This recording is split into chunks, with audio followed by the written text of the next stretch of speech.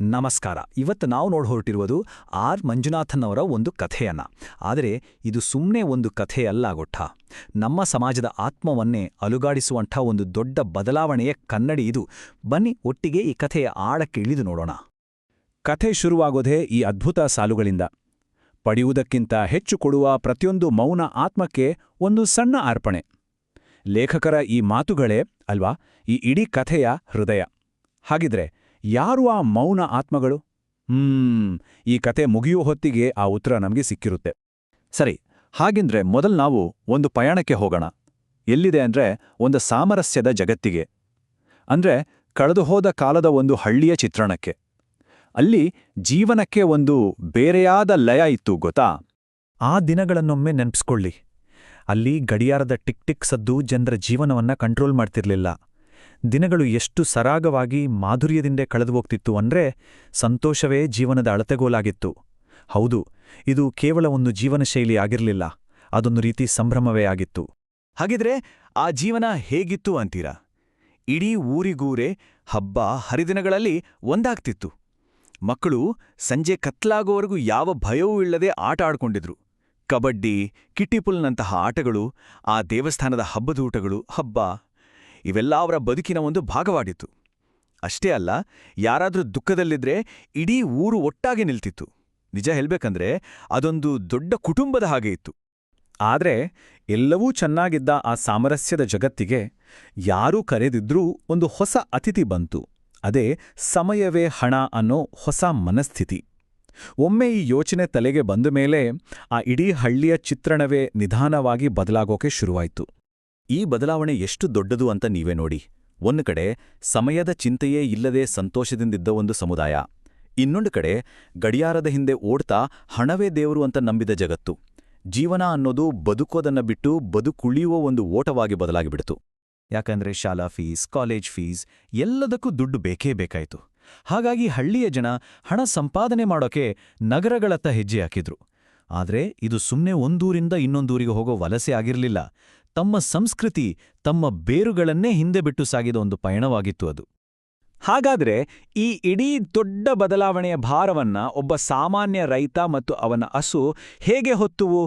ಬನ್ನಿ, ಅವರ ಆ ಮೌನ ವೇದನೆಯ ಕಥೆಯ ಮೂಲಕ ಈ ಬದಲಾವಣೆಯ ನಿಜವಾದ ಮುಖವನ್ನ ನೋಡೋಣ. ಅವರ ಹೊಸ ದಿನಚರ್ಯೆ ಹೇಗಿತ್ತು ಅಂದ್ರೆ ಒಂದು ಯಂತ್ರದ ಹಾಗೆ. ಪ್ರತಿದಿನ ಬೆಳಗಿನ ಜಾವ 3 ಗಂಟೆಗೆ ಹೆಂಡ್ತಿ ಎದ್ದು ಹಸುವಿನ ಹಾಲು ಕರಿಬೇಕು. 4 ಗಂಟೆಗೆ ರೈತ ಆ ಹಾಲನ್ನ ಮಾರೋಕೆ ಹೊರಡಬೇಕು. ತಿಂಗಳ ಕೊನೆಗೆ ಕೈಗೆ ಬರುವ ಆ ಅಲ್ಪಸ್ವಲ್ಪ ಆದಾಯ ಮಗುವಿನ ಶಿಕ್ಷಣಕ್ಕೆ. ನೋಡಿ, ಇಲ್ಲಿ ಜೀವನದ ಆ ಸಹಜ ಲಯ ಸಂಪೂರ್ಣವಾಗಿ ಮಾಯವಾಗಿ ಬರೀ ಗಡಿಯಾರದ ಟಿಕ್ ಟಾಕ್ ಶಬ್ದ ಮಾತ್ರ ಉಳ್ಕೊಂಡಿತ್ತು. ಆದರೆ ಈ ಅಂತ್ಯವೇ ಇಲ್ಲದ ಚಕ್ರದಲ್ಲಿ ಇನ್ನೊಬ್ಬ ತಾಯಿ ಮೌನವಾಗಿ ನರಳುತ್ತಿದ್ದಳು. ಯಾರು ಅವಳು? ಆ ತಾಯಿ ಬೇರಾರೂ ಅಲ್ಲ, ಆ ಹಸು. ಅದರ ಕರು ಬೆಳೆದ ಹಾಗೆ ಹಸುವಿನ ಹಾಲು ಸ್ವಾಭಾವಿಕವಾಗಿ ಕಡಿಮೆ ಆಯಿತು. ಆದರೆ ಆ ಕುಟುಂಬದ ಆರ್ಥಿಕ ಅಗತ್ಯಗಳು ಮಾತ್ರ ಹೆಚ್ಚಾಗ್ತಾನೇ ಇತ್ತು. ಹಾಗಾಗಿ ಅದಕ್ಕೆ ಪದೇ ಪದೇ ನೋವಿನಿಂದ ಕೂಡಿದ ಕೃತಕ ಗರ್ಭಧಾರಣೆ ಮಾಡಿಸಲಾಯಿತು. ದಿನ ಕಳೆದಂತೆ ಅದರ ದೇಹ ದುರ್ಬಲವಾಯಿತು. ಕೊನೆಗೆ ಒಂದು ಕರುವನ್ನು ಹೆತ್ತ ಮೇಲೆ ಅದು ಪ್ರಾಣ ಬಿಡ್ತು. ಇದು ಯಾರೋ ಕೆಟ್ಟತನದಿಂದ ಮಾಡಿದ ಕ್ರೂರ್ಯ ಅಲ್ಲ, ಬದಲಾಗಿ ಅಸಹಾಯಕತೆಯಿಂದ ಹುಟ್ಟಿದ ಒಂದು ವ್ಯವಸ್ಥೆಯ ಕ್ರೂರ್ಯವಾಗಿತ್ತು. ಆ ಹಸು ಸತ್ತ ಮೇಲೆ ಆ ರಾತ್ರಿಯ ನಿಶ್ಶಬ್ದದಲ್ಲಿ ರೈತನ ಮನಸ್ಸಾಕ್ಷಿ ಮಾತನಾಡಕ್ಕೆ ಶುರು ಮಾಡ್ತು. ಹೇಗೆ? ಒಂದು ಕನಸಿನ ರೂಪದಲ್ಲಿ. ಆ ರಾತ್ರಿ ರೈತ ತುಂಬಾ ಭಾರವಾದ ಹೃದಯದಿಂದ ಮಲಗಿದ. ಅವನ ಕಣ್ಣುಗಳೇನೋ ಮುಚ್ಚಿದ್ದವು, ಆದರೆ ಮನಸ್ಸು ಮಾತ್ರ ಎಚ್ಚರವಾಗಿಯೇ ಇತ್ತು. ಆ ಗಾಢನಿದ್ರೆಯಲ್ಲಿ ಅವನಿಗೆ ಒಂದು ಕನಸು ಬಿತ್ತು. ಆ ಕನಸಿನಲ್ಲಿ ಏನಾಯ್ತು ಅಂದ್ರೆ, ಆ ಪುಟ್ಟಕರು ಸೀದಾ ಅವನ ಹೆಂಡತಿ ಹತ್ರ ಹೋಯ್ತು. ಹೋಗಿ ತುಂಬಾನೇ ಮೃದುವಾಗಿ ಅಮ್ಮಾ ಅಂತ ಕರೀತು. ಆ ಒಂದೇ ಒಂದು ಪದ. ಆ ಒಂದು ಪದದಲ್ಲಿ ರೈತನಿಗೆ ತಾನು ಮಾಡಿದ ತಪ್ಪಿನ ಭಾರ ಎಂಥದ್ದು ಅಂತ ಅರಿವಾಯಿತು. ನೋಡಿ, ಈ ಕನಸು ಕೇವಲ ರೈತನದ್ದಾಗಿರಲಿಲ್ಲ, ಅದು ಲೇಖಕರ ಸಂದೇಶ ಕೂಡ ಆಗಿತ್ತು.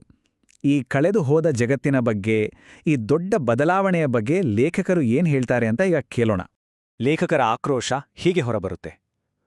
ಓ ನಗರವೇ, ನೀನು ನರಕವೇ ಸರಿ, ತೊಲಗು ತೊಲಗು. ಆದ್ರೆ ಇದು ಬರೀ ಕೋಪ ಅಂತ ಅನ್ಕೋಬೇಡಿ, ಇದೊಂದು ನೋವಿನ ಕೂಗು. ಯಾಕಂದ್ರೆ ಲೇಖಕರು ಮುಂದುವರೆಸಿ ಹೇಳ್ತಾರೆ, ನಮ್ಮ ಜನರ ಸರಳ ಸಂತೋಷದಾಯಕ ಜೀವನವು ಈ ಭೂಮಿಯನ್ನೇ ತಂಪಾಗಿಸಬಲ್ಲದು ಅಂತ. ಆ ಕಳೆದುಹೋದ ಸಾಮರಸ್ಯದ ಜೀವನಕ್ಕಾಗಿ ಇದೊಂದು ಹಂಬಲ ಅಷ್ಟೇ. ಮತ್ತೆ ಅದೇ ಕೂಗು ಪ್ರತಿಧ್ವನಿಸುತ್ತೆ, ಓ ನಗರವೇ, ನೀನು ನರಕವೇ ಸರಿ, ತೊಲಗು. ಹಾಗಾದ್ರೆ ಕೊನೆಯಲ್ಲಿ ಈ ಕತೆ ನಮ್ಗೆ ಏನು ಹೇಳುತ್ತೆ? ಇದು ಮನುಷ್ಯ, ಪ್ರಕೃತಿ ಮತ್ತು ಸಹಾನುಭೂತಿಯ ನಡುವೆ ಕಳೆದು ಹೋಗ್ತಿರೋ ಆ ಸಾಮರಸ್ಯವನ್ನ ಸೆರೆ ಹಿಡಿಯೋ ಒಂದು ಪ್ರಯತ್ನ.